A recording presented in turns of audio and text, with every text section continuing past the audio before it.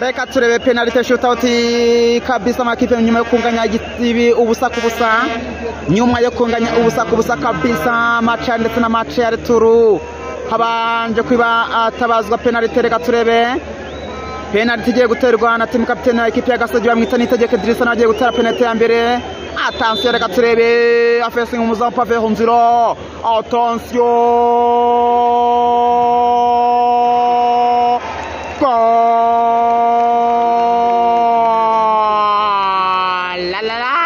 Nitegeka Idrissa penalty ya mbere equipe ya Gasogi kabiyinjije penalty equipe ya Gasogi penalty ya mbere ikaba yinjije reka turebe penalty ya kabiri kuri penalty ya mbere kondwa equipe ya Piana igiye guterwa na Ruboneka Jean Bosco mediateur anterior stabilisant T-station de Malika guruka arabanza arayidunda ballon aratuza ati bimeze bite yo bwana aperi rataha cyangwa bimeze bite Gasogi ishobora gutuma umuntu muremeresha nabi Gasogi yishe umuntu birarangiye attention reka turebe penalty shootout Ruboneka Bosco Ibrahim Dauda yaite poto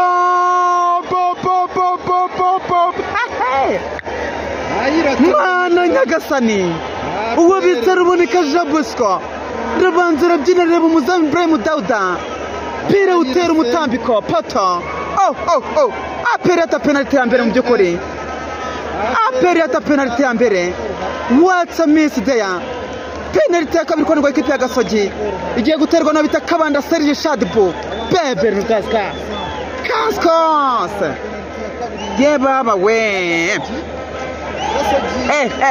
abantu mwakoze subscription kuri Show TV ndabashimiye cyane muri abantu bataramu cyane kabisa uwo bita Kabanda Serge rabanza ayisoma baron aravuga ati bimeze bite bwana afese umuzamu Pave Nzira ati bimeze bite ubwo ni penalty imwe kuri ebyiri reka turebe naho yayitiritsemo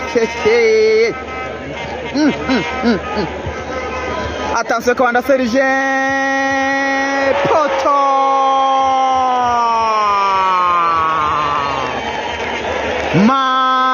mana nyagasani be nibiki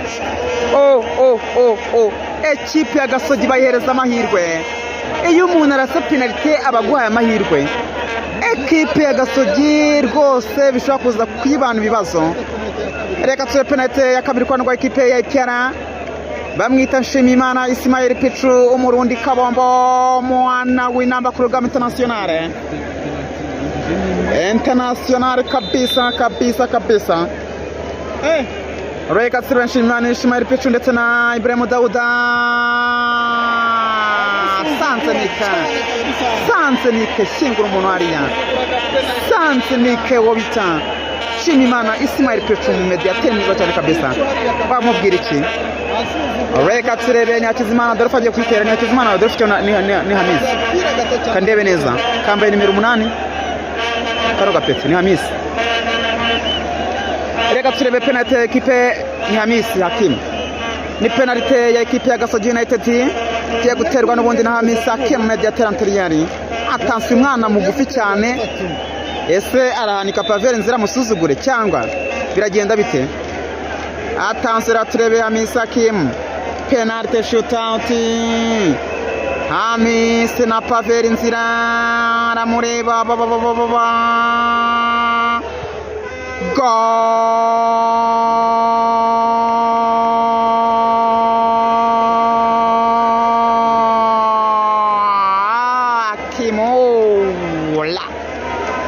Hakimu Hamisi zamuramo baro nziza cyane kabisa umuzamu Pave Nzira yenda gukurikira gato cyane ariko amukubita akantu kabisa kasanze ni kamavuna imbavu abantu babimeze bite sanga rubita tubyuzu mayina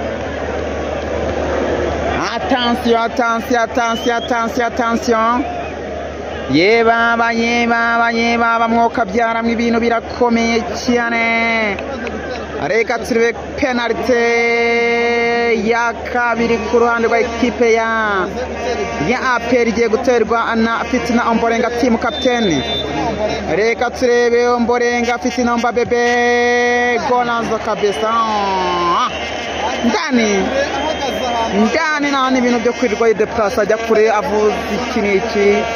Ombolenga fitina kama timu kapiteni wa ekipe ya Ipiana. Ombolenga fitina kabisa. Bantu bo kwishoti mukora subscription ibintu bigenda neza cyane kabisa. Hatari sana. Ubwo rero nuko gahunda zimeze. Reka turebe kufa penalty ya gatatu ku ruhande rwa ekipe ya Gasogi United. Ni ya kane cyangwa ni ya gatatu? Bamaze kwinjiza ebyiri barasimye. Attention Axel, golazo kabisa Axel, bien joué kabisa. Gasogi yacyari imbere Bamaze kwinjiza eshatu. Akaba yarasimye injije eshatu. Ngo bita Axel adukunda narayinjije. Shadi Bushadi ya ibintu yakoze n'amabara. Umuntu wamukomeje we Serge wakoze ibiki? Serge yabambye ikipe ari kabisa.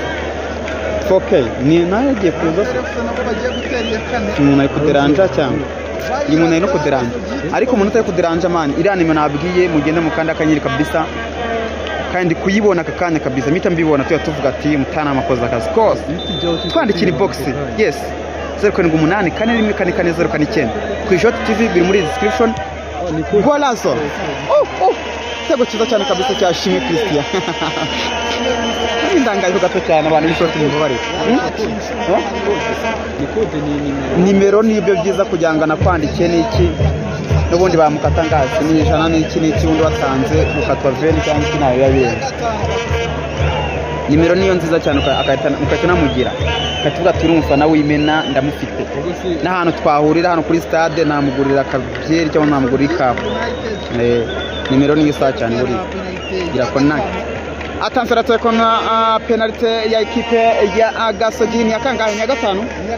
Penalty ya gatanu kwa ekipe ya Gasogi United. Attention.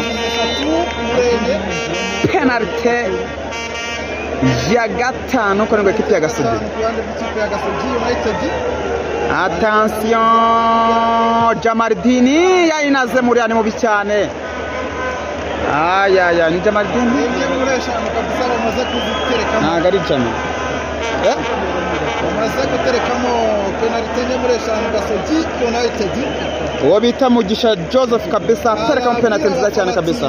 Muhaguruke kabisa. Mugisha Jeff terekamo penalty nziza cyane kwa ekipe ya Gasogi United. Uwo bita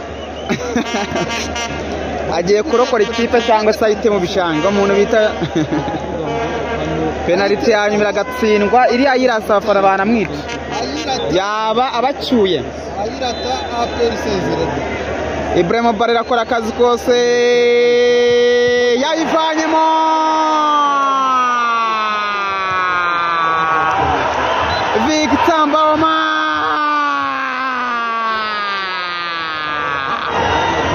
Victor Mboma tanga ikipe ariya mana nyagasani Victor Mboma itakomeza ajya muri vestiaire ariya tanga ikipe ku kirangozo ahitamika umuzamu Ibrahim Dauda. Uwo bita Victor Mboma yaho yarokoye ikipe arafata bara ahitamika umuzamu Ibrahim Dauda upira afata neza cyane kabisa. Gasogi hejuru kabisa muri kimwe cya kabiri barahura na ekipe ya Kiyovu baba arekira samuterura mana nyagasani Gasogi yikarishya.